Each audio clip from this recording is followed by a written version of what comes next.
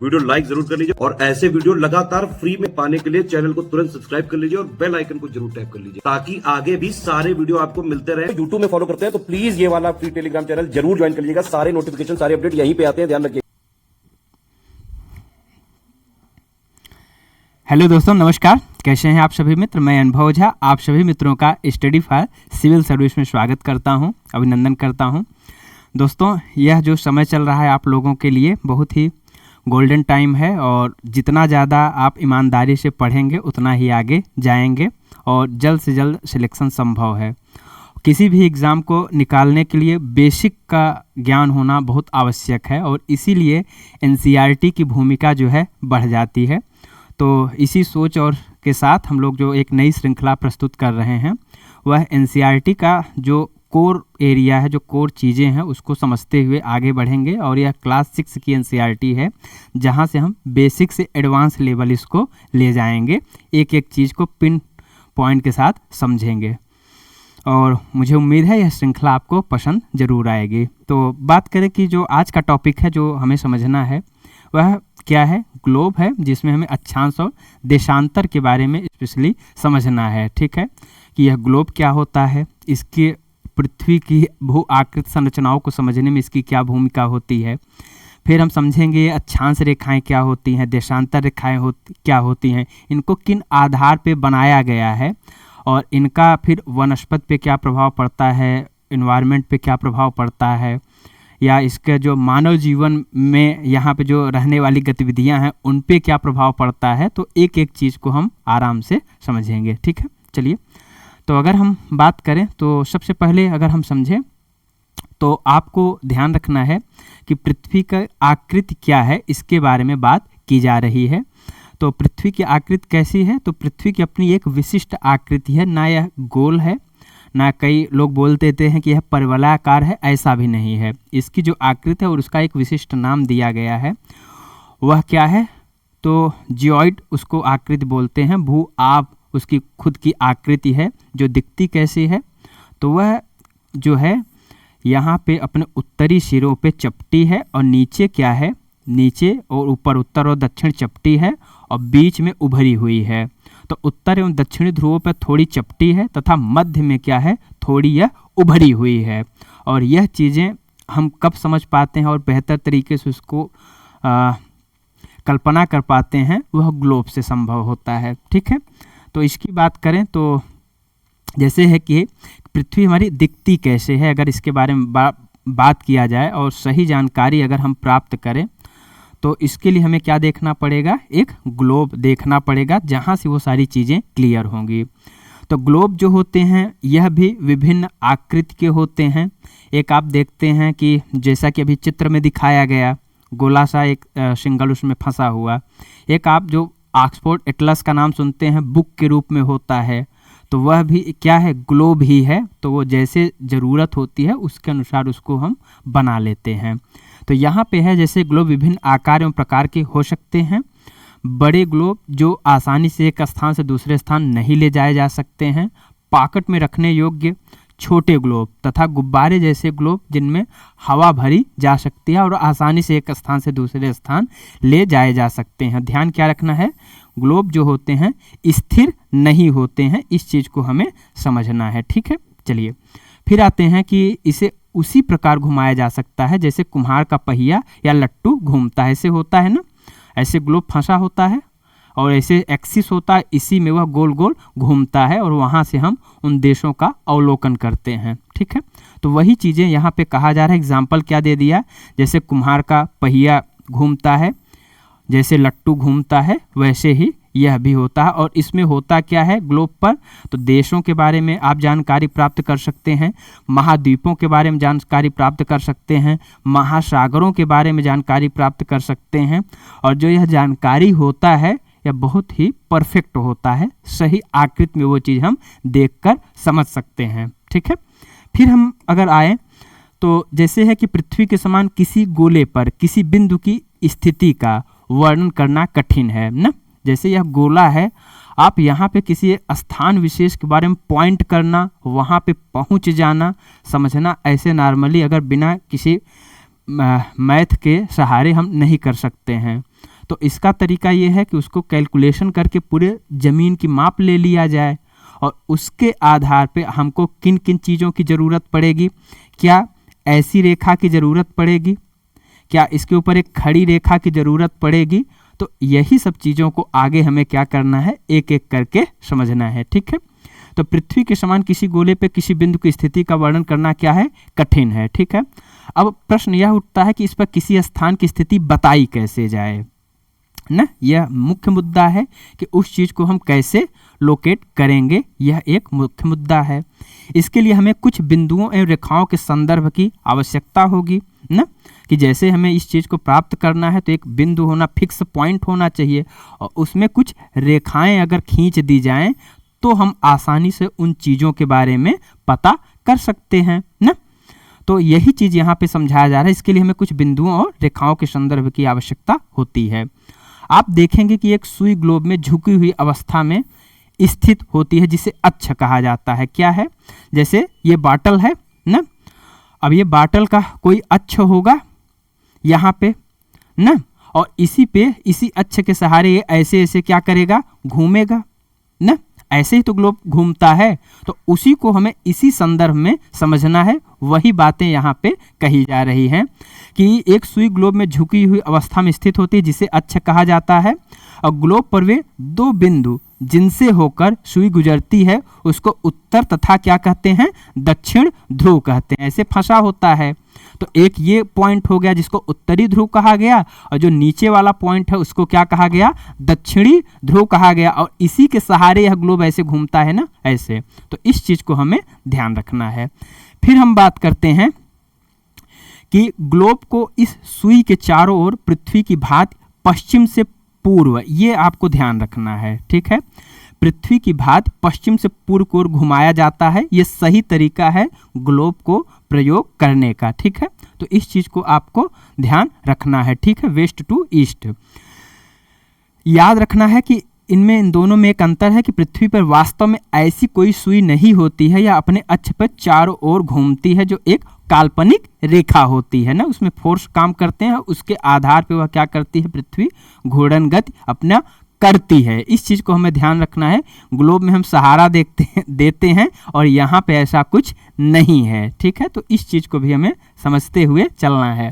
अब आते हैं, एक अन्य काल्पनिक रेखा भी ग्लोब को दो बराबर भागों में बांटती है, जिसको हम क्या कहते हैं, विषुवत वृत्त कहते हैं। क्या कहते हैं, विषुवत वृत्त कहते हैं। जैसे यह पृथ्वी है और इसको क्या किया जाए, दो बराबर भागों में बांट दिया गया। ठीक है, कितने बराबर भागों में, दो।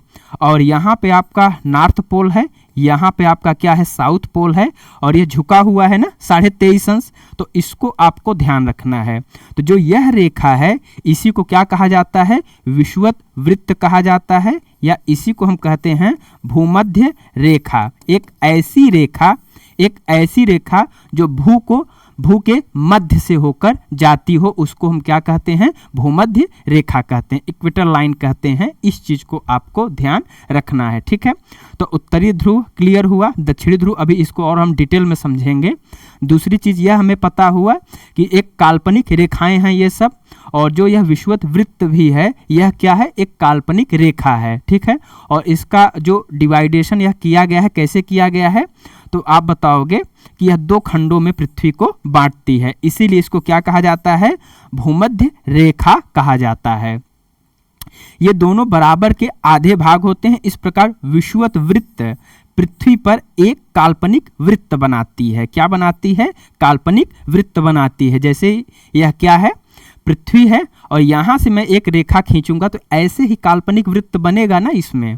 तो विषुवत रेखा क्या है, इसको दो बराबर भागों में बांट रही, नॉर्थ और साउथ में। ठीक है, इस चीज को आपको ध्यान रखना है। एवं यह पृथ्वी पर विभिन्न स्थानों की स्थिति बताने का सबसे महत्वपूर्ण संदर्भ बिंदु है। बिंदु कैसे होगा, हमने इसको क्या किया, पॉइंट आउट कर दिया। अब इसके आधार पर क्लियर हो गया कि कोई आदमी है उत्तर में है कि दक्षिण में है, तो आधा काम हमारा ऐसे आसान हो गया। फिर हम और इसमें रेखाएं खींच को उसको और पास में पा सकते हैं, किसी चीज को लोकेट कर सकते हैं। तो कैसे, तो आगे आएगा, जैसे कि विषुवत वृत्त से ध्रुवों तक स्थिति सभी समानांतर वृत्तों के अक्षांश रेखाएं कहा जाता है। तो इन्होंने क्या कहा कि जो विषुवत वृत्त है, क्या जो ये है और यहाँ पे ऐसे ये विषुवत वृत्त गया है, तो ध्रुवों तक स्थित सभी समानांतर वृत्तों को क्या कहा जाता है, तो उसको अक्षांश कहा जाता है। क्या कहा जाता है, तो आप बताओगे पैरेलल ऑफ लैटिट्यूड्स कहा जाता है। इस चीज़ को आपको ध्यान रखना है। वो कैसे होगा, तब आप बताओगे कि यह जो है कुछ ऐसे ही खींची जाती हैं रेखाएं, ठीक है, ऐसे ही यह रेखाएं खींची जाती हैं। ये आपका नॉर्थ पोल हुआ, ये साउथ पोल हुआ, और ऐसे ही यह चित्र आपका बनेगा। तो विषुवत वृत्त से ध्रुवों तक स्थित सभी समानांतर वृत्तों को अक्षांश रेखाएं कहा जाता है। और अक्षांश को अगर आप तोड़ोगे दो पार्ट में, तो अक्षों का अंश होना ना, यही तो हुआ। तो अक्षांशों को हम अंश में मापते हैं। किस में मापते हैं, अंश में मापते हैं। इस चीज को आपको ध्यान रखना है, ठीक है। फिर ये चीजें, ये चित्र में आपको वही दिखाई गई है कि यह उत्तरी ध्रुव है, यह दक्षिणी ध्रुव है, और यहां से देख रहे हैं ना एक वृत्त जा रहा है, जिसको क्या कहा जा रहा है, जिसको क्या कहा जा रहा है, विषुवत वृत्त कहा जा रहा है, इक्वेटर कहा जा रहा है। इस चीज को आपको ध्यान में रखना है। और इसको कैसे बांटा गया है, तो देख रहे हैं ना 20 degree north, 40 degree north, 60 degree north, और ऐसे ही यह एक पूरा बना है। और यह रेखाएं जो हैं ऐसे गोलाकार हैं, और यह ध्रुव के पास पहुंच के क्या हो जाएंगी, एक बिंदु के रूप में परिवर्तित हो जाएंगी। क्या हो जाएंगी, बिंदु के रूप में वह परिवर्तित हो जाएंगे। तो इस चीज को भी आपको ध्यान रखना है, ठीक है। चलिए फिर आते हैं विषुवत वृत्त शून्य अंश अक्षांश। यह आपको ध्यान रखना है। विषुवत वृत्त शून्य अंश अक्षांश को दर्शाती है। तो प्रश्न पूछा जाएगा कि प्रश्न आएगा कि शून्य अंश अक्षांश किसे कहा जाता है, तो वह विषुवत वृत्त को कहा जाता है। इस चीज को आपको ध्यान रखना है, ठीक है, इस चीज को आपको ध्यान रखना है। फिर है, अगर चूंकि विषुवत वृत्त से दोनों तरफ ध्रुवों के बीच की दूरी पृथ्वी के चारों ओर के वृत्त का 1/4 है, अतः इसका माप जो होगा वह कैसे होगा, 360 अंश का होगा। 1/4 करोगे तो इतना ही आएगा ना, यानी 90 अंश। इस प्रकार 90 अंश उत्तरी अक्षांश उत्तरी ध्रुव को दर्शाता है, तथा 90 अंश दक्षिणी अक्षांश दक्षिणी ध्रुव को अपनाता है। जैसे कि आपने यहाँ पे देखा, ऐसे है ना, यहाँ पे 90 आ जाएगा, और ऐसे ही यहाँ पे क्या आ जाएगा, 90 डिग्री आ जाएगा। क्लियर हुआ, यहाँ तक क्लियर हुआ। अब अगर हम लोग बात करें आगे, कि जो हमें समझना है कि इस प्रकार विषुवत वृत्त के उत्तर की सभी समानांतर रेखाओं को उत्तरी अक्षांश कहा जाता है। क्या कहा जाता है, जो विषुवत रेखा के उत्तर में है, ऊपर हैं, उनको क्या कहा जाएगा, उत्तरी अक्षांश कहा जाएगा। जो उसके दक्षिण है उसको क्या कहा जाएगा, दक्षिणी अक्षांश कहा जाएगा, ठीक है। इस चीज को आपको ध्यान रखना है। फिर हम लोग आते हैं, इसलिए प्रत्येक अक्षांश के मान के साथ उसकी दिशा यानी उत्तर या दक्षिण को भी लिखा जाता है। तब तो चीजें क्लियर होंगी ना कि हम बात किस अक्षांश की। 40 अक्षांश दक्षिण में भी है, 40 अक्षांश उत्तर में भी है। अगर वहां पे नॉर्थ साउथ ना लिखा जाए विषुवत रेखा को आधार बना के, तो हम ज्यादा जल्दी पता कर सकते हैं, किसी का नहीं कर सकते हैं, भटकाव के चांस ज्यादा हैं। इसलिए उसके लिए क्या है, तो आपको प्रॉपर यहाँ पे लिखना पड़ेगा कि आप 0 डिग्री से ना साउथ में हैं, या 0 डिग्री आप क्या हैं, उत्तर नॉर्थ में हैं। तभी चीजें आपकी क्लियर होंगी, ठीक है। तो इसलिए प्रत्येक अक्षांश के मान के साथ उसकी दिशा यानी उत्तर या दक्षिण को भी लिखा जाता है। सामान्यतः इसे उत्तर या दक्षिणी अक्षर से व्यक्त किया जाता है, नॉर्थ और साउथ से व्यक्त किया जाता है। इस चीज को हमें ध्यान रखना है, ठीक है, इस चीज को आपको ध्यान रखना है। फिर हम लोग आते हैं कि उदाहरण के लिए, जैसे इन्होंने उदाहरण दिया कि महाराष्ट्र में चंद्रपुर एवं ब्राजील दक्षिण अमेरिका का एक देश है में बेलो हेरिजोंटे क्या है, 2 स्थान है। महाराष्ट्र में चंद्रपुर एवं ब्राजील में बेलो हेरिजोंटे दोनों ही एक ही अक्षांश में हैं। कहाँ पे हैं, 20 डिग्री अंश पे स्थित हैं। यहाँ पे कहा जा रहा है कि कि अगर आप देखोगे भारत और विश्व का मैप देखोगे, तो अगर हम इसकी बात करें तो जैसे यहाँ पे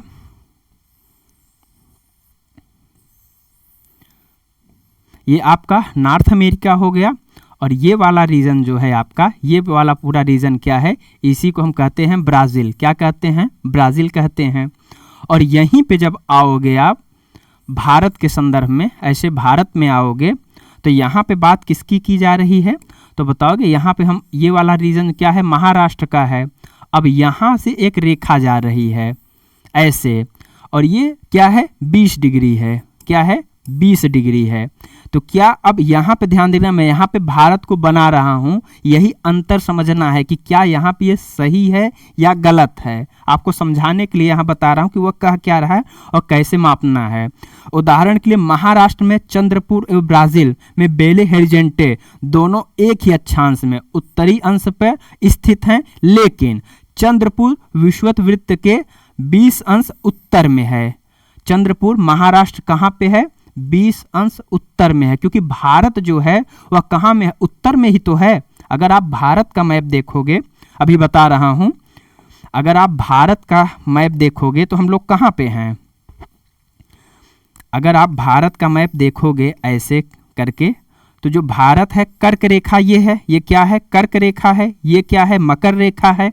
और जो हम लोग हैं भारत है कर्क रेखा, भारत को ऐसे ही बीच से काटते हुए जाती है। अब यहाँ पे यह 23.5 पे होगा, कर्क रेखा 23.5 पे है, तो महाराष्ट्र यहाँ पे होगा ना।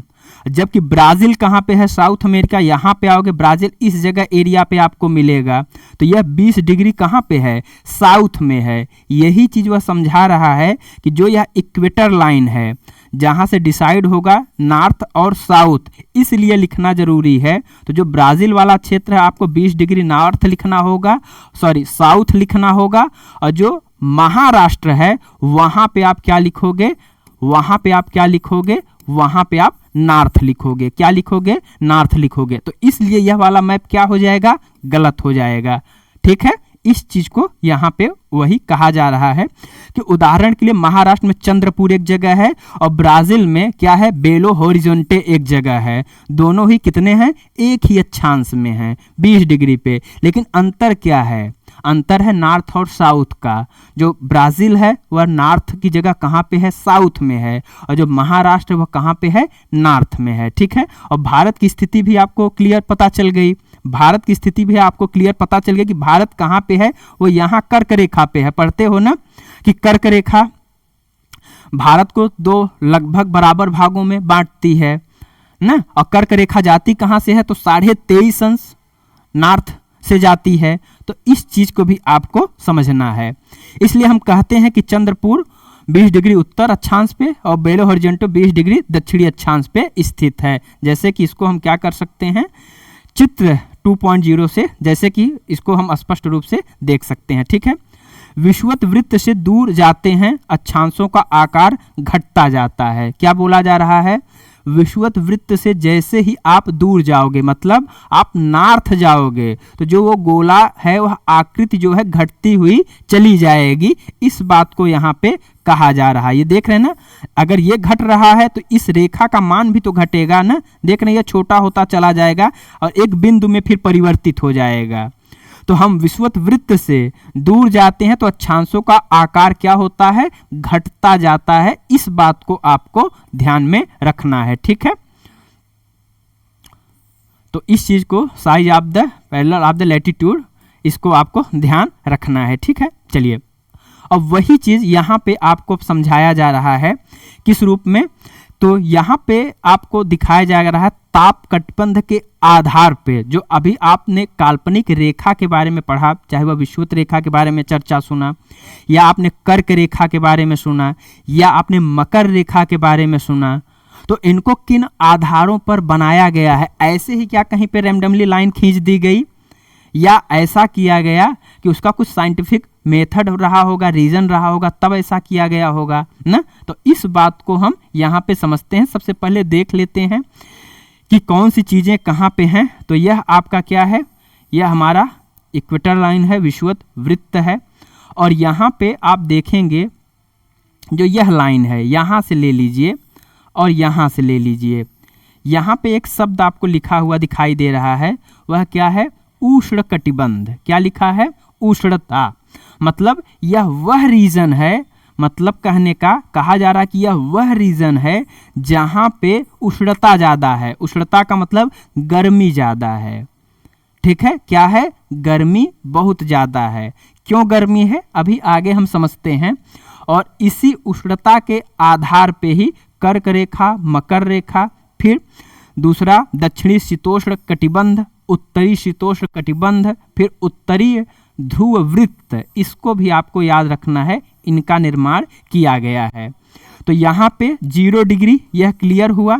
फिर नॉर्थ में जाएंगे तो आपको कौन सा रेखा मिलेगा? 23.5 अंश पे उत्तर में तो आपको मिलेगा कर्क रेखा। कौन सी रेखा मिलेगी?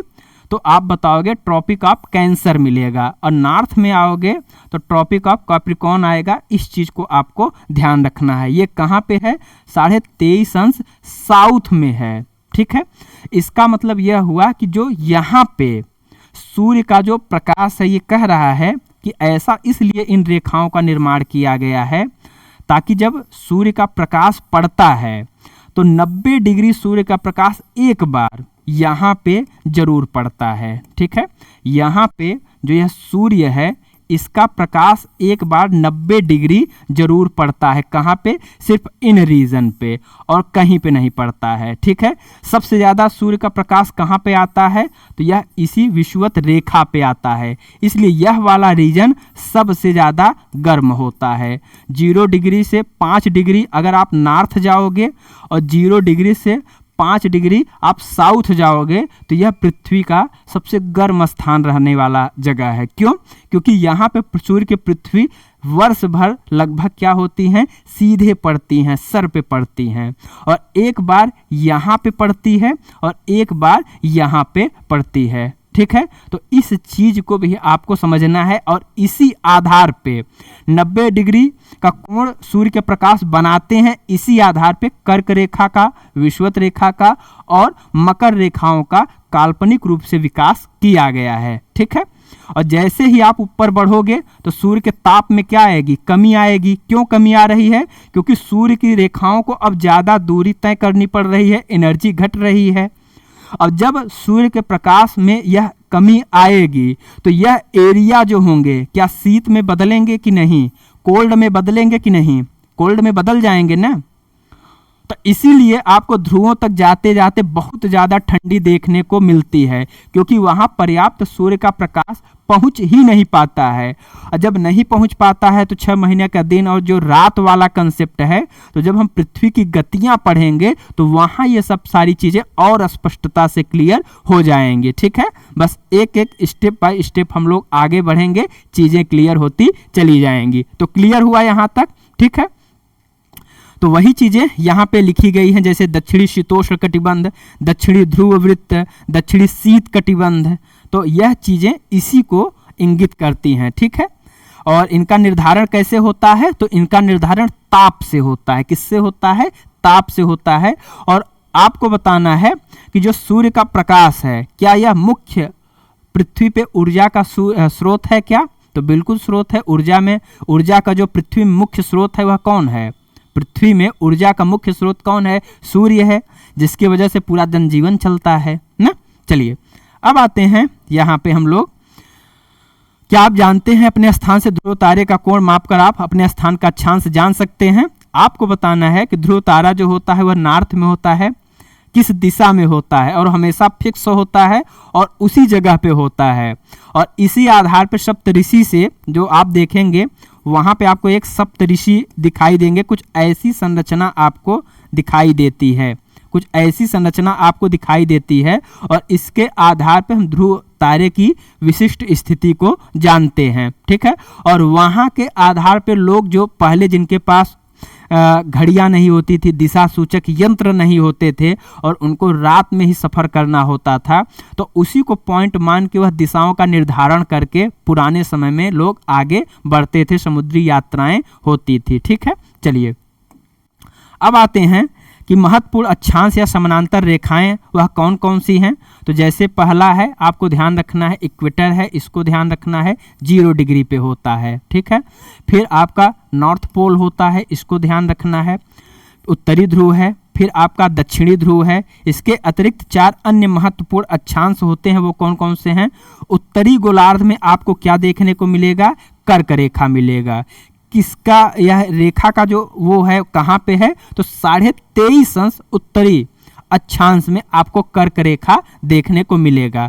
दूसरा, दक्षिणी गोलार्ध में आपको क्या देखने को मिलेगा, मकर रेखा। दक्षिणी अगर आप जाएंगे तो वहाँ पे आपको क्या मिलेगा, तो आपको वहाँ पे मकर रेखा मिलेगा। उसके बाद जब आप 66.5 अंश पे पहुँचते हैं तो वहाँ पे आपको क्या मिलता है, तब वहाँ पे आपको विषुवत वृत्त के उत्तर में उत्तरी ध्रुव और दक्षिणी ध्रुव मिलेंगे दक्षिण में। तो इस चीज को आपको याद रखना है, 66.5 अंश नॉर्थ और साउथ, ठीक है।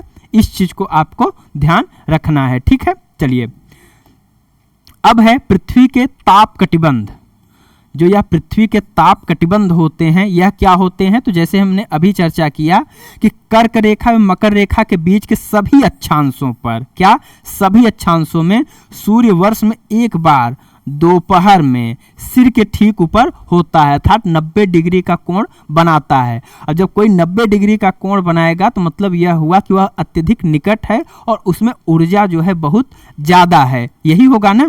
तो यही चीज़ यहाँ पे कहा जा रहा है और इसीलिए इस क्षेत्र में सबसे अधिक आपको क्या देखने को मिलती है, उष्मा देखने को मिलती है, ठीक है। और इसीलिए इसको क्या कहा जाता है, उष्णकटिबंध कहा जाता है। क्लियर हुआ। अब आते हैं हम लोग कर्क रेखा तथा मकर रेखा के बाद किसी भी अक्षांश पर दोपहर का सूर्य कभी भी सिर के ऊपर नहीं आएगा। तो क्लियर हुआ। यही चीज हम लोगों ने चित्र के माध्यम से समझा था कि क्यों उन ताप कटिबंधों का विकास किया गया है। इस चीज को हमने वहां चित्र के माध्यम से समझा था कि जो वहां पे रेखाएं काल्पनिक खींची गई तो ऐसे ही नहीं खींची गई, उनका प्रॉपर कारण था। तो वह कारण क्या था, यह सूर्य के प्रकाश का कोण बनाना, कितना 90 डिग्री का, जिसको इन्होंने ऐसी बातों में कहा है। ध्रुव की तरफ सूर्य की किरणें तिरछी होती हैं और जैसे तिरछी क्यों होती हैं, तो पृथ्वी की आकृति ऐसी है, इस वजह से तिरछी होती हैं और उनको फिर लंबी दूरी तय करना पड़ता है, जिससे ऊर्जा का मान कम हो जाता है। जब वहाँ कम हो जाता है तो वहाँ पे आपको बर्फ देखने को मिलता है। क्लियर हुआ। अब इसको इन्होंने यही चित्र में समझाया है कि जैसे टार्च में आप डायरेक्ट प्रकाश टार्च का यहाँ पे पड़ रहा है तो एक ही जगह ऊर्जा क्या है, एक बिंदु के रूप में आ रही है। लेकिन अगर इसको आप थोड़ा सा फैला चौड़ा तिरछा कर दे रहे हैं तो यही प्रकाश आपने क्या देखा, फैल गया ना। तो वही चीज स्थिति पृथ्वी की समझा रहा है यहाँ पे कि जो पृथ्वी का शेप है वह ऐसा होने के कारण यह चीज हो रही है, जहां पर पृथ्वी को समान रूप से सब जगह प्रकाश एक जैसा नहीं मिल पा रहा है। क्लियर हुआ। अब आते हैं इस प्रकार उत्तरी गोलार्ध में कर्क रेखा एवं उत्तरी ध्रुव वृत्त तथा दक्षिणी गोलार्ध में मकर रेखा एवं दक्षिणी ध्रुव वृत्त के बीच वाले क्षेत्र का तापमान क्या रहता है, मध्यम रहता है। इस चीज को आपको समझना है, ठीक है। तो इस चीज को आपको समझना है कि कहाँ कहाँ पे यह चीजें क्या होती हैं, ज्यादा होती हैं और कहाँ कहाँ पे यह चीजें कम होती हैं। इस चीज को हमको समझते हुए चलना है, इसलिए इन्हें शीतोष्ण कटिबंध कहते हैं। शीत भी है प्लस उष्णता भी है। क्या है, शीत भी है प्लस उष्णता भी है, मतलब मिला जुला रूप आपको दिखाई दे रहा है, जिसको क्या कहा गया, शीतोष्ण कटिबंध कहा गया। और फिर जब इसके और ऊपर चले जाओगे नॉर्थ पोल के पास, तब आपको शीत कटिबंध मिलेगा, जहां एकदम ठंडी है, सूर्य का प्रकाश न के बराबर वहां पे मिल रहा है। तो इस चीजों को आपको समझना है, ठीक है। चलिए अब आते हैं हम लोग उत्तरी गोलार्ध में उत्तरी ध्रुव वृत्त, क्या, उत्तरी ध्रुव वृत्त एवं उत्तरी ध्रुव वृत्त तथा दक्षिणी गोलार्ध में दक्षिणी ध्रुव वृत्त एवं दक्षिणी ध्रुव के बीच के क्षेत्र में ठंड बहुत होती है। ये कह क्या रहे हैं, ये बात हो रही है कि जैसे ये पृथ्वी है, ये आपका भूमध्य रेखा है, ये आपका कर्क रेखा है, ये आपका मकर रेखा है, ठीक है। 23.5 अंश नॉर्थ है, 23.5 अंश यह साउथ है, यह 0 डिग्री है। तो यहां तक तो आपने क्या देखा, इसको हम उष्ण कटिबंध कहते हैं। क्या कहते हैं, उष्ण कटिबंध कहते हैं। उसके बाद जो ये वाला एरिया है बचा 66.5 वाला, तो यहाँ पे आओगे तो आपको यह शीतोष्ण कटिबंध मिला। क्या मिला? शीतोष्ण कटिबंध मिला। शीतोष्ण कटिबंध का मतलब क्या हुआ कि यहाँ पे शीत भी है और उष्णता भी है। और जब एकदम इसके ऊपर चले जाओगे तो यहाँ पे पूरा रूप से आपको क्या मिलेगा? शीत कटिबंध मिलेगा। इस बात को आपको ध्यान रखना है, ठीक है, इस बात को आपको ध्यान रखना है। वही चीजें यहाँ पे कही जा रही हैं कि उत्तरी गोलार्ध में उत्तरी ध्रुव तथा वृत्त एवं उत्तरी ध्रुव तथा दक्षिणी गोलार्ध में दक्षिणी ध्रुव वृत्त एवं दक्षिणी ध्रुव के बीच के क्षेत्र में ठंड बहुत होती है, ठीक है। तो 66.5 से जो 0 डिग्री नॉर्थ 90 डिग्री है उसको ले लो, जहां पे वो आर्कटिक वृत्त है, तो वहां पे आपको क्या है? ठंड बहुत ज्यादा देखने को मिलती है, ठीक है। और उसी को क्या कहा गया? क्योंकि वहां सूर्य का क्षितिज से ज्यादा ऊपर नहीं आ पाता, इसलिए ये शीत कटिबंध कहलाते हैं। तो आपको यह भी रीजन क्लियर हुआ कि शीत कटिबंध आखिर इनको कहते क्यों हैं, ठीक है। तो पहला बताओगे कि पृथ्वी की ऐसी आकृति होने की वजह से प्रॉपर प्रकाश वहां तक नहीं पहुंच पाता है, इस वजह से वह एरिया ऊर्जा से छूट जाता है पीछे, और वहां पे फिर आपको बर्फ देखने को मिलती है। अब जब सोच के कल्पना करो, जब वहां सूर्य का प्रकाश ही बहुत कम मात्रा में होगा तो क्या वहां पे पेड़ पौधे ज्यादा विकसित हो पाएंगे? नहीं हो पाएंगे। जब पेड़ पौधे ज्यादा विकसित नहीं हो पाएंगे तो क्या वहां पे जैव विविधता देखने को मिलेगी? बिल्कुल नहीं मिलेगी, वह भी बहुत कम हो जाएगी, क्योंकि वह तो उसी प्राथमिक उपभोक्ता जो होंगे वह उत्पादक पे ही डिपेंड हैं, और वो वहां पे है नहीं, तो कैसे वहां पे जीवन की विविधता देखने को मिलेगी? इसी चीज के लिए आपसे एनवायरनमेंट में प्रश्न पूछा जाता है कि जब विषुवत वृत्त से आप ध्रुवों की ओर जाते हो तो जैव विविधता की मात्रा बढ़ेगी या घटेगी? तो आप बताओगे सर जैसे ही हम ऊपर जाएंगे सौर ऊर्जा की मात्रा में कमी आएगी, इस वजह से जो वहां पे फ्लोरा और फौना है उनमें भी कमी आएगी, इस वजह से फिर अन्य जो चीजें हैं उनमें भी कमी आ जाएगी। तो इस बात को आपको समझना है, ठीक है। अब आते हैं देशांतर क्या होते हैं। अभी तक हम लोगों ने क्या समझा? अक्षांश के बारे में समझा। अब हम लोग क्या समझेंगे? देशांतर के बारे में समझेंगे कि यह देशांतर क्या होता है। जैसे कि नाम से ही स्पष्ट है, देश का अंतर बताने वाला। क्या? देशों के बीच अंतर बताने वाले को क्या कहते हैं? देशांतर रेखाएं कहते हैं। क्या होते हैं, इनका क्या गणित है, उसको एक एक करके हम लोग समझते हैं। जैसे कि किसी स्थान की स्थिति को बताने के लिए उस स्थान के अक्षांश के अतिरिक्त कुछ और जानकारियों की आवश्यकता है। जैसे अभी ये रेखा खींची गई है, यह रेखा खींची गई है ऐसे, कोई यहाँ पे बिंदु है तो यह कब पता चलेगा कि फिक्स चीजें कब पता चलेगी? एक इसके ऊपर ऊर्ध्वाधर रेखा खींच दिया जाए तब एक पिन पॉइंट बन जाएगा ना कि कोई व्यक्ति कहाँ पे हो सकता है। इसलिए देशांतर रेखाओं की आवश्यकता हुई, इसलिए इसको देश का अंतर बताने वाली रेखा कहते हैं, ठीक है। तो यहाँ इसको आपको ध्यान रखना है। और जो अक्षांश रेखाएं हैं जो खींची गई हैं वह किस पे आधारित हैं? तो बताओगे वह सौर्य के ऊर्जा, सूर्य ऊर्जा के आधार पे हैं, उनको आपको ध्यान रखना है, ठीक है। अब यहाँ पे वो कौन सी जानकारियां हैं? तो आप देख सकते हैं कि जैसे कहा इन्होंने कि प्रशांत महासागर में स्थित टोंगा द्वीप, क्या है? टोंगा द्वीप है। और हिंद महासागर में भी स्थित मॉरिशस द्वीप हैं, एक ही अक्षांश पे हैं। कितना? तो आप बताओगे 20 डिग्री दक्षिण पर स्थित हैं, ठीक है। कहाँ पे स्थित हैं? 20 डिग्री दक्षिण पे स्थित हैं। दो जगह कौन कौन से? टोंगा द्वीप है जो कहाँ पे है? तो प्रशांत महासागर पे। हिंद महासागर पे कौन सा द्वीप है? तो मॉरिशस द्वीप है। क्या यह भारत के दक्षिण में है क्या मॉरिशस? भारत के दक्षिण में है क्या, या अफ्रीका के पास है? कहाँ पे है इसका आपको मैप में देखना है। तो यह उसका चित्र है, अभी इसके बारे में हम लोग समझते हैं। तो उनकी सही स्थिति जानने के लिए जैसे कहा गया कि ये जो 20 डिग्री है यहाँ पे यह खींचा गया अक्षांश रेखा, और इस 20 डिग्री पे एक जगह पे टोंगा है, टोंगा द्वीप है, और एक जगह पे यहीं पे क्या है? यहाँ पे मॉरिशस द्वीप है। लेकिन हम ये कैसे पॉइंट आउट करेंगे कि यहीं पे मॉरिशस है, यहीं पे टोंगा द्वीप है? तो जब तक ऐसे कोई रेखा ना खींची जाएगी तब तक हमें पता चलेगा एग्जैक्ट लोकेशन के बारे में नहीं पता चलेगा।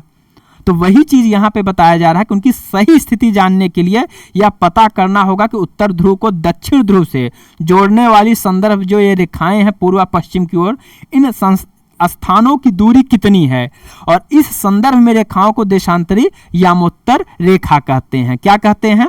तो ये कह रहे हैं, ध्यान से देखिएगा चित्र, ये कह रहे हैं कि यह उत्तरी ध्रुव है और यह दक्षिणी ध्रुव है। उत्तरी ध्रुव को दक्षिणी ध्रुव से जो जोड़ने वाली रेखा है उसको हम क्या कहते हैं? देशांतर रेखा कहते हैं। क्या कहते हैं? देशांतर रेखा। और अक्षांश रेखाएं क्या हैं? यह पश्चिम से पूरब होती हैं ना।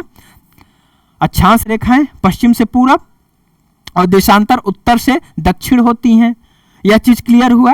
अब आते हैं आगे, इनको कहा क्या जाता है? तो इस संदर्भ में देखा जाए तो इनको देशांतरीय यामोत्तर रेखा कहा जाता है। क्या कहा जाता है? देशांतरीय यामोत्तर रेखा कहा जाता है। इसको आपको ध्यान रखना है, ठीक है।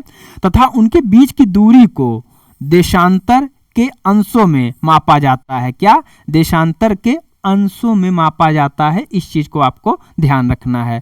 प्रत्येक अंश को मिनट में तथा प्रत्येक मिनट को सेकंड में विभाजित किया जाता है। अर्थात यहां से एक चीज और आपको समझ में आएगी, क्या इन रेखाओं के माध्यम से हम समय का भी निर्धारण कर सकते हैं? क्या डे का निर्धारण हो सकता है क्या?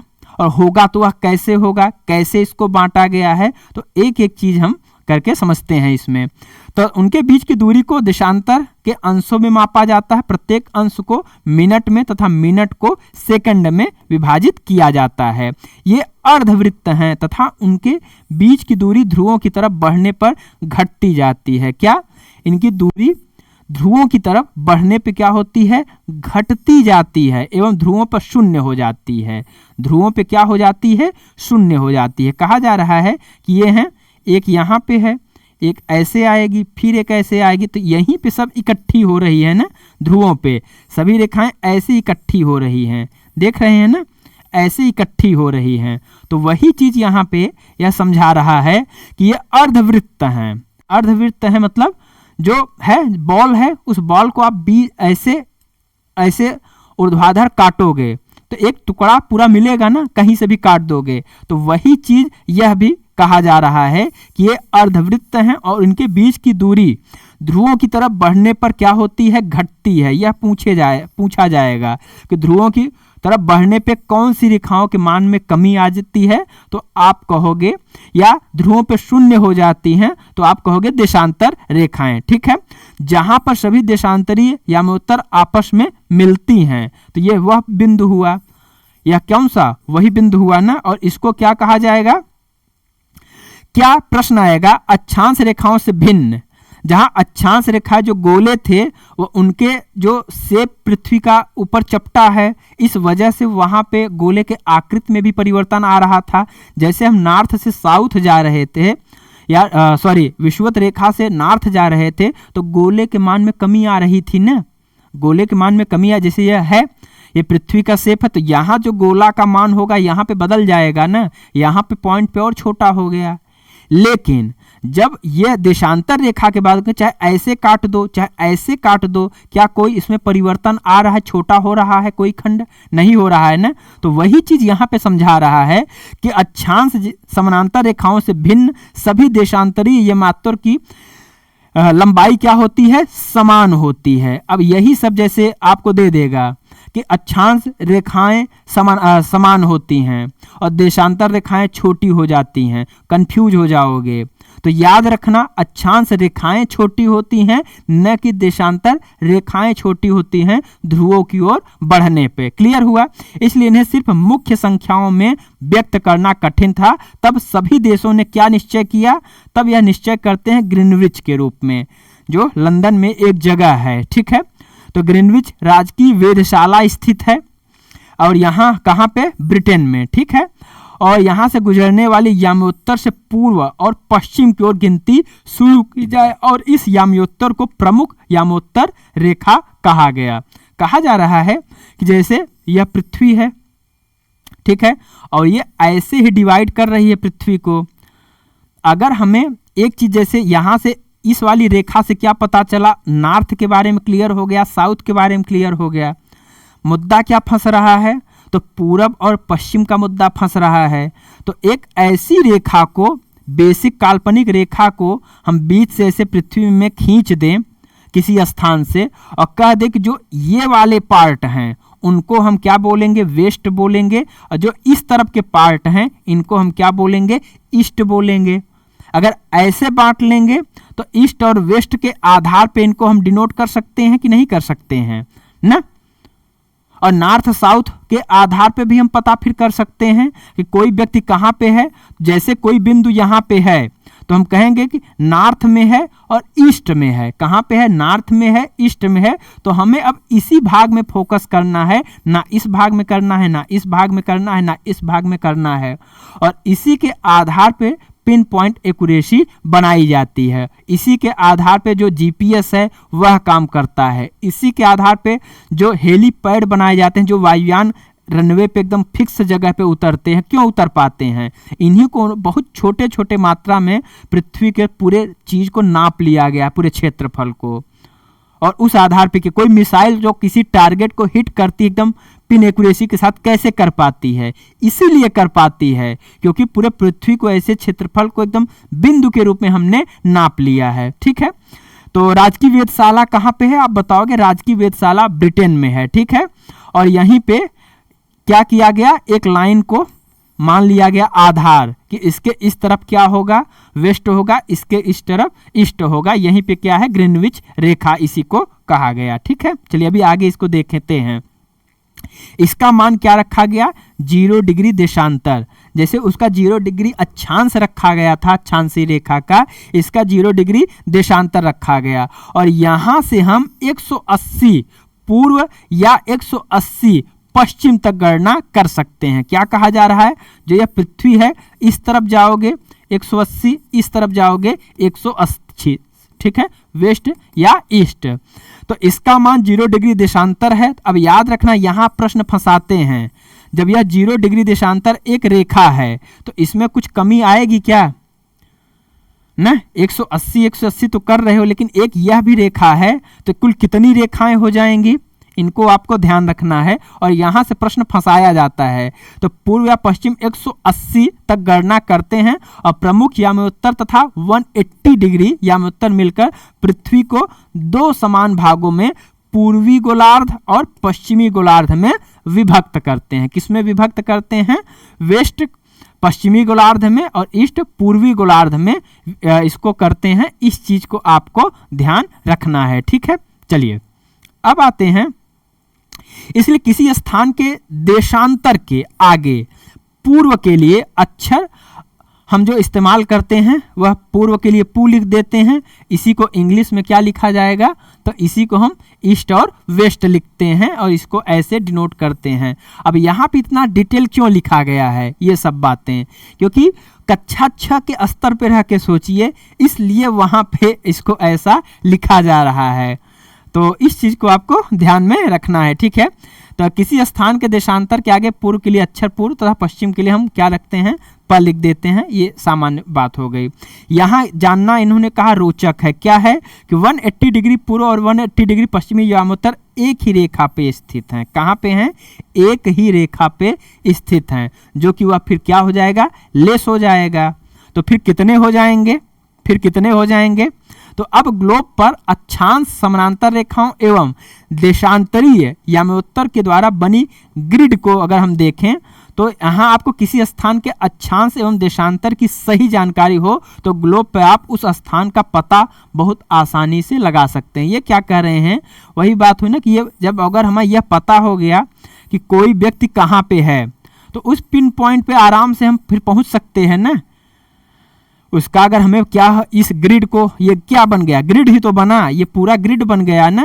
और इस ग्रिड को एक बिंदु को एक विशेष पॉइंट होगा। अगर ये हमें उत्तर और दक्षिण के आधार पे, पूरब और पश्चिम के आधार पे पता चल जाए कि कौन किस रेखा पे है तो बहुत आसानी से वहाँ पहुँच सकते हैं ना, ग्रिड के माध्यम से। तो इस चीज़ को हमें आराम से समझना था। उदाहरण के लिए जैसे इन्होंने कहा कि असम में धुबरी जो है वह 26 डिग्री उत्तर अक्षांश एवं 90 डिग्री पूर्वी देशांतर पर स्थित है। अब उस बिंदु को देखें, यहाँ 2 रेखाएं एक दूसरे को काटती हैं, यह बिंदु धुबरी की सही स्थिति होगी। तो कहा क्या जा रहा है, जैसे कि मैंने बताया कि यह पृथ्वी है, यह विषुवत रेखा है, यह याम्योत्तर आप बोल सकते देशांतर रेखा है।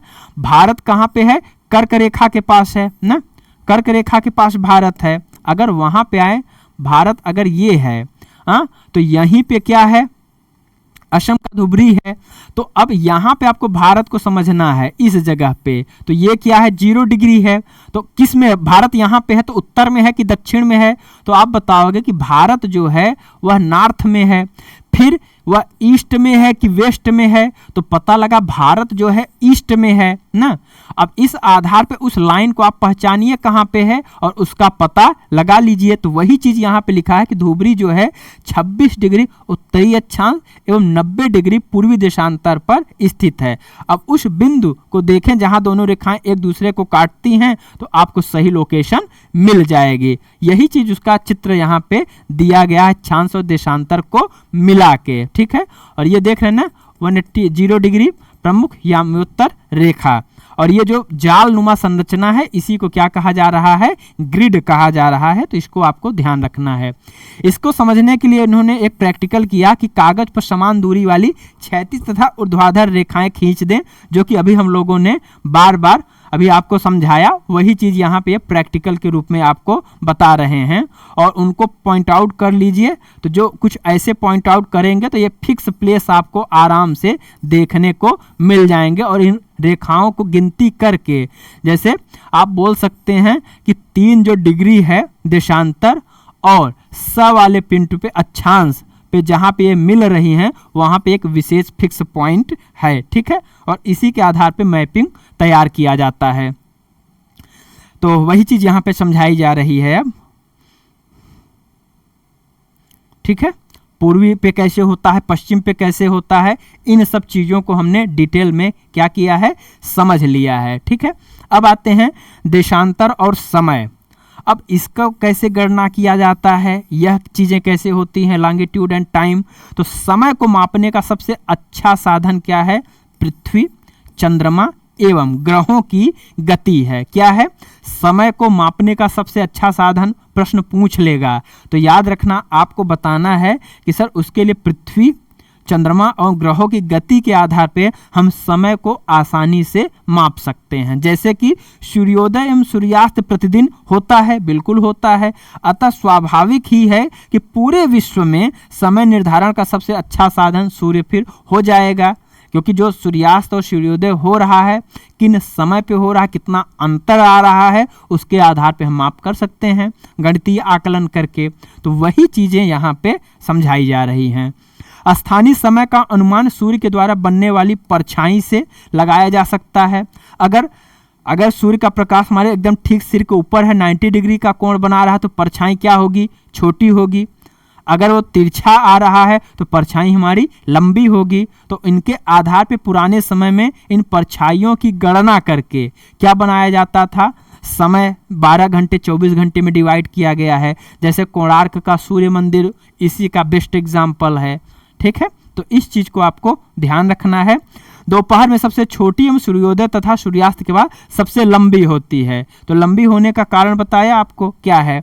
अब आते हैं ग्रीनिच पर स्थित प्रमुख यामोत्तर पर सूर्य जिस समय आकाश के सबसे ऊंचे बिंदु पे होगा उस समय यामियोत्तर पर स्थित सभी स्थानों पर दोपहर होगी। ध्यान से सुनना, यहाँ पे क्या कह रहा है कि जो यह ग्रीनिच पर स्थित प्रमुख यामियोत्तर पर सूर्य जिस समय आकाश के सबसे ऊंचे बिंदु पे होगा, कहाँ पे, ग्रीनिच पर, उस समय यामियोत्तर पर स्थित सभी स्थानों पर क्या होगी, दोपहर होगी।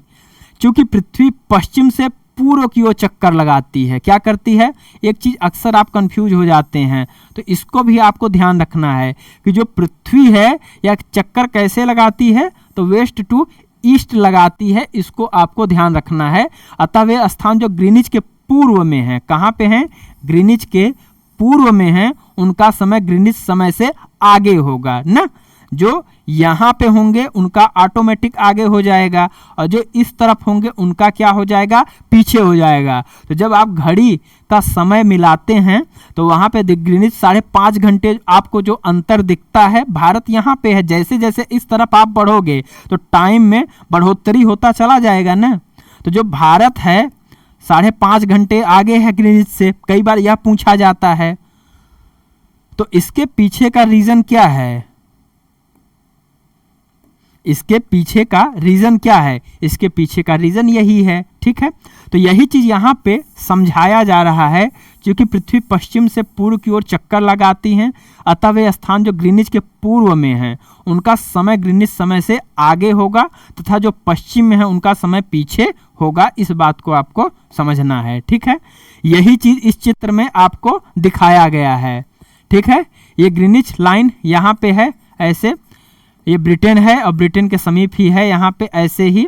तो इस तरफ जो है आप जाओगे ईस्ट की तरफ, तो जो टाइम है उसमें क्या होगा? जो टाइम है उस टाइम में क्या होगी? बढ़ोतरी होगी। अगर इस तरफ जाओगे तो टाइम में क्या होगी? कमी होगी। अब भारत कहाँ पे है? यहाँ पे है, ये एरिया में है। तो यहाँ तक आते आते कितना अंतर आ जाता है? 5.5 घंटे का। इस चीज को आपको ध्यान रखना है, ठीक है। चलिए अब आते हैं कि इसी चीज को समझाया गया है कि समय के अंतर की दर की गणना निम्नलिखित विधि से की जा सकती है। वह क्या है?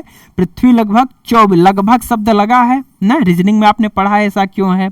तो 24 घंटे में अपने अक्ष पे 360 डिग्री घूमती है। कितना घूमती है अपने अक्ष पे? पृथ्वी अपने अक्ष पे कितना घूमती है? 360 डिग्री घूमती है। कितने समय में घूमती है? तो कहोगे 24 घंटे में घूमती है। अर्थात वह 1 घंटे में कितना घूमती होगी? 15 डिग्री और 4 मिनट, ठीक है। कितना? 15 डिग्री 4 मिनट। तो 1 डिग्री घूमती है ना, इतने में 1 घंटे में 15 डिग्री एवं 4 मिनट में 1 अंश घूमेगी, ठीक है। 1 घंटे में 15 डिग्री घूम रही है तो 4 मिनट में 1 अंश घूमेगी। तो इस चीज को याद रखना है। जब यह 1 अंश जो 2 रेखाओं के बीच अंतर आपको आएगा वह कितने मिनट का आएगा? तो आप बताओगे 4 मिनट का आएगा। कितने मिनट का आएगा? 4 मिनट का आएगा। इस चीज को आपको याद रखना है। प्रश्न आएगा 1 घंटे में कितने अंश होंगे? तो आप बताओगे 15। कितना? 15। इस चीज को आपको ध्यान रखना है। इस प्रकार जब ग्रीनिच में दोपहर के 12 बजते हैं तब ग्रीनिच से 15 डिग्री अगर हम पूर्व में जाएंगे तो समय कितना आगे निकल जाएगा? 60 मिनट निकल जाएगा। कितना? अगर हम पूर्व में जाएंगे, यहाँ पे जो यह है कि जैसे ही हम इसके पूर्व में गए तो वहां पे गिनिए, अगर 15 जहां पे आएगा, 15 लाइनें वो आ रही हैं, तो 15 गुणित 4 60 मिनट, तो 1 घंटा हो गया ना। तो इसी आधार पे पृथ्वी के जो अपने अक्ष पे 360 डिग्री घूम रही है उसी को मापते हुए इसको गणितीय आकलन करके हमने क्या किया? समय की गणना की, ठीक है। तो इस चीज को आपको समझना है। तो वही चीजें यहाँ पे समय के अंतर की समझाया गया है। फिर बोल रहा हूं, याद 24 घंटे को रखना है। कितना? 360 डिग्री रखता है, इसको याद रखना है। फिर दूसरी चीज याद रखना है, 1 घंटे में 15 डिग्री, इस चीज को याद रखना है। तो 4 मिनट में 1 डिग्री घूमेगा, इसको याद रखना है। और जैसे ही 12 बजे से आप पूर्व में जाओगे तो क्या होगा? 15 गुणित 4 बराबर 60 मिनट आएगा। तो इसका मतलब क्या हुआ कि ग्रीनिच के समय से 1 घंटा आगे जाने पे वहां दोपहर का 1 बजा होगा। क्या बजा होगा? दोपहर का 1 बजा होगा, क्योंकि 1 घंटा आगे है। अगर यही लाइन कितनी हो जाए? 30 हो जाए तो 2 घंटा। अगर यह लाइन 30 हो जाए तो और ऐसे बढ़ जाएगा ना, 30 की जगह 60 हो जाए तो 4 घंटे का अंतर आ जाएगा ना। लेकिन ग्रीनिच से 15 डिग्री पश्चिम का समय ग्रीनिच से 1 घंटा पीछे होता है ना। जो यह लाइन है, यहाँ पे ग्रीनिच लाइन है, अगर हमें इस तरफ जाना है और यहाँ पे 12 बज रहा है, 15 डिग्री अगर हम ईस्ट की तरफ चले गए तो यहाँ पे टाइम क्या होगा? 11 बजेगा ना, क्योंकि 1 घंटा वह क्या हो जाएगा? पीछे हो जाएगा। पूर्व जाएंगे तो 1 घंटा बढ़ेगा, पश्चिम जाएंगे तो 1 घंटा घटेगा, ठीक है। इस चीज को आपको ध्यान रखना है। तो इसीलिए यहाँ पे क्या हो जाएंगे? 11 बज जाएंगे। इस प्रकार जब ग्रीनिच पे दोपहर के 12 बजे होंगे तो उस समय 180 डिग्री पर मध्य रात्रि होगी। क्या होगी? उस समय 180 डिग्री पे क्या होगी? तो आप बताओगे वहां पे क्या स्थिति होगी? मिडनाइट होगी। इस चीज को आपको ध्यान रखना है, ठीक है। चलिए अब आते हैं, किसी भी स्थान पर जब सूर्य आकाश में अपने उच्चतम बिंदु पर होता है तो दोपहर में उस समय घड़ी में दिन के 12 बजते हैं। क्या बजते हैं? 12 बजते हैं। इस प्रकार घड़ी के द्वारा दिखाया गया समय उस स्थान का स्थानीय समय होगा। तो स्थानीय समय का निर्धारण कैसे होता है? तो स्थानीय समय का जब सूर्य का प्रकाश एकदम सिर के ऊपर आ गया, वहां से हम डिसाइड करेंगे 12, 1, 2, 3, 4, 5 करते हुए चले जाएंगे। तो किसी भी स्थान पे जब सूर्य का प्रकाश अपने उच्चतम बिंदु पे होता है तो कब होता है? 12 बजे होता है। और इस प्रकार घड़ी के द्वारा दिखाया गया समय उस स्थान का स्थानीय समय कहलाएगा। और देशांतरी याम्योत्तर पे सभी स्थानों का स्थानीय समय क्या है? समान है। इस चीज को भी आपको ध्यान रखना है। उम्मीद है चीजें यहां तक क्लियर हो रही होंगी।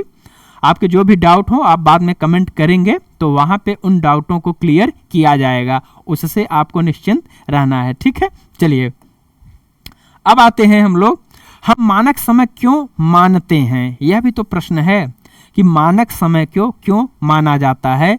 तो अलग अलग याम्योत्तर पर स्थित स्थानों के स्थानीय समय में अंतर होता है। क्या होता है? स्थानीय समय में अंतर होता है। अब स्थानीय समय में अंतर क्यों होता है? तो रीजन है कि पृथ्वी घूम रही है, तो सूर्य के पास उसको अगर उसके सामने आना है तो कुछ टाइम तो लगेगा। तो घूम भी रही है और घूमते हुए ही किसी स्थान पे आएगी। जैसे यहाँ पे देखिए ये शब्द लिखा हुआ है और आप सामने आप सूर्य हैं। अब इसको यहाँ घूमने में अगर मुझे नीला वाला लाना है तो कुछ समय लगेगा ना। तो इसी के आधार पे क्या हो रहा है? स्थानीय समय बन रहा है। और जब यह स्थानीय समय बन रहा है तो इसमें क्या है? फिर हमें बहुत सारे अंतर दिखाई देंगे। उदाहरण के लिए बहुत से देशांतरों से होकर गुजरने वाली रेलगाड़ियों के लिए समय सारणी तैयार करना फिर कठिन हो जाएगा स्थानीय समय के अनुसार। भारत में गुजरात के द्वारका तथा असम के डिब्रूगढ़ के स्थानीय समय में लगभग 1 घंटा 45 मिनट का अंतर है। कितना अंतर है? कहा जा रहा है कि जो यह भारत है हमारा, जो यह भारत है, कहा जा रहा है कि जो यह असम वाला यहाँ एरिया ये असम का है और यहाँ पे जो गुजरात का एरिया है, क्या गुजरात का एरिया है, यहाँ पे कितना 1 घंटे 45 मिनट का अंतर आता है। ठीक है, अरुणाचल प्रदेश यहीं पे स्थित है ना, यहीं पे अरुणाचल प्रदेश स्थित है।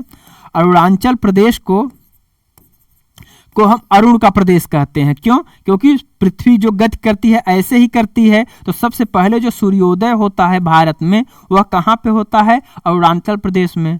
सबसे पहले अस्त कहाँ होगा? अरुणाचल प्रदेश में। सबसे देर में सूर्योदय कहाँ होगा? गुजरात के इस रीजन में। क्यों?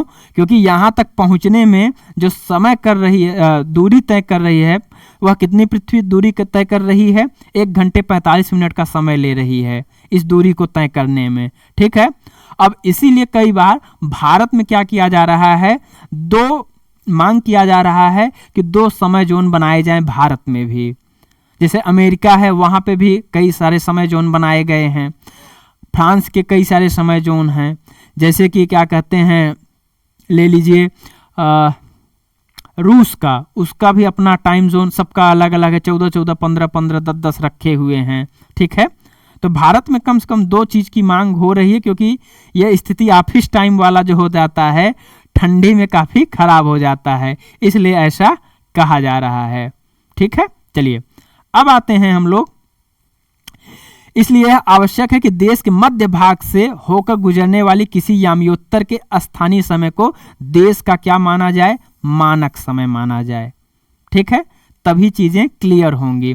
और इस याम्योत्तर रेखा के स्थानीय समय को पूरे देश का मानक समय माना जाता है। तो भारत का जो मानक समय है, जो भारत का मानक समय निर्धारित किया गया वह कहाँ से किया गया? तो यही पढ़ते हो ना, उत्तर प्रदेश में नैनी या मिर्जापुर वाले 2 आपको ऑप्शन मिलते हैं, वहाँ से यह जाता है, यूपी से गुजरता है। तो वहीं से फिर डिवाइड किया गया भारत के समय को पश्चिम और पूर्व के आधार पे स्थानीय समय इसको मान के हम लोग क्या किए हैं? डिसाइड किए हैं। तो भारत में जैसे 82.5 अंश पूर्व, क्या 82.5 अंश पूर्व को मानक याम्योत्तर रेखा माना गया है। इसको आपको याद रखना है। ठीक है, कि वह कौन सी लाइन है? स्टैंडर्ड टाइम जो है, लोकल टाइम, तो आप बताओगे वह 82.5 अंश पूर्व है। ठीक है, और इस याम्योत्तर के स्थानीय समय को पूरे देश का मानक समय माना जाता है। इसे भारतीय मानक समय के नाम से भी जाना जाता है। ठीक है, इस चीज को आपको ध्यान रखना है। जैसे कि ये यहाँ पे आ रहा है ना, ये भारत का क्या है, मानक समय है, और इसके आधार पे हमने डिवाइड किया ताकि जो समय का अंतर है उसको कम किया जा सके। नहीं 2-2 घंटे कितना अंतर आ जाता है ना, तो इसलिए यहां से अब 12 बजेगा यहाँ और यहां से डिसाइड होगा। इस चीज को आपको ध्यान रखना है। और ये सबसे पहले जो आता है वह कहाँ पे आता है, तो आप बताओगे उत्तर प्रदेश में आएगा। क्या मध्य प्रदेश में आएगा? बिल्कुल आएगा। कबीर भोपाल के निकट एक छोटे से नगर में रहता है। वह अपने मित्र आलोक से कहता कि वे लोग आज रात्रि में नहीं सो पाएंगे क्योंकि भारत एवं इंग्लैंड के बीच क्रिकेट मैच लंदन में 2 बजे होगा। तो यहाँ एग्जाम्पल से वही समझा रहा है कि क्यों नहीं सो पाएंगे, क्या है कि लंदन में कब होगा मैच, 2 बजे होगा दोपहर में। अब इनको पीछे जाना पड़ेगा लंदन के पास, जबकि इस तरफ जाने पे टाइम घटता है, इस तरफ जाने पे बढ़ता है, और सूर्योदय सूर्यास्त उसी आधार पे होता है। तो क्यों ऐसा हो रहा है, उसके पीछे यही रीजन है जो हमें समझना था। अर्थात भारत के समय अनुसार मैच शाम के 7:30 बजे से शुरू होगा तथा देर रात्रि में समाप्त होगा ना, क्योंकि 7:30 में आप क्या करोगे, उसको सब जो 5.5 घंटे का अंतर आता है वह यहाँ पे आपको वो करना पड़ेगा, कैलकुलेट करना पड़ेगा। क्या आप जानते हैं भारत एवं इंग्लैंड के बीच समय में क्या अंतर है? इसी चीज को हमने क्या कहा कि वह जो अंतर है 5.5 घंटे का है, और कहाँ से जाता है, तो 82.5 अंश पूर्व में स्थित है। इसके आधार पे हमको यह समझना है। कुछ देशों का देशांतरी विस्तार अधिक होता है, कुछ देश जो होते हैं देशांतरी विस्तार ज़्यादा होगा, जैसे कि रूस का बहुत ज़्यादा है, अमेरिका का बहुत ज़्यादा है, कनाडा का, जितने बड़े विशाल देश हैं तो उनका देशांतरी विस्तार भी ज़्यादा होगा। तो उनको कई सारे टाइम जोन बनाने पड़ते हैं, स्थानीय समय के अंतर को बैलेंस करना होता है, ये चीज़ें हैं ना। तो कुछ देशों का देशांतरी विस्तार अधिक होता है जिसके कारण वहाँ एक से अधिक मानक समय अपनाए गए हैं। क्या किए गए हैं? एक से अधिक मानक समय अपनाए गए हैं। ठीक है, इस चीज को आपको ध्यान रखना है। जैसे कि एग्जाम्पल के लिए कहा जा रहा है कि जैसे रूस हुआ, रशिया हुआ, ठीक है, रूस में 11 मानक समयों को अपनाया गया है। कितना? 11 मानक समयों को अपनाया गया है। सबसे बड़ा देश रूस है, और उसके साथ साथ जो है उसका ये देशांतरी विस्तार भी जो है बहुत ज़्यादा है, तो उसको 11 मानक समयों को अपनाया गया है। पृथ्वी को 1-1 घंटे वाले 24 समय क्षेत्रों में बांटा गया है। इस प्रकार प्रत्येक समय क्षेत्र में 15 डिग्री देशांतर तक क्षेत्र को घेरता है। इस बात को आपको ध्यान रखना है। ठीक है, अब ये चीजें आपकी क्या हुई, समाप्त हुई, और ये आपके प्रैक्टिस क्वेश्चन हैं, इनको आपको करना है। ठीक है, ठीक है, चलिए, तो आज की क्लास यहीं पे समाप्त किया जाता है। प्रैक्टिस क्वेश्चन करिएगा, जो भी डाउट है तो फिर इनको हम नेक्स्ट क्लास में डिस्कशन करेंगे, और उससे आपको अपने आंसर मिलाना है कि आपका वह प्रश्न सही हुआ तो क्यों सही हुआ, अगर गलत हुआ तो क्यों गलत हुआ। तो इससे आपको अपना अवलोकन करने में मदद मिलेगी। क्लास कैसी लगी इसके बारे में ज़रूर बताइएगा। ऑल द बेस्ट आप सभी मित्रों को।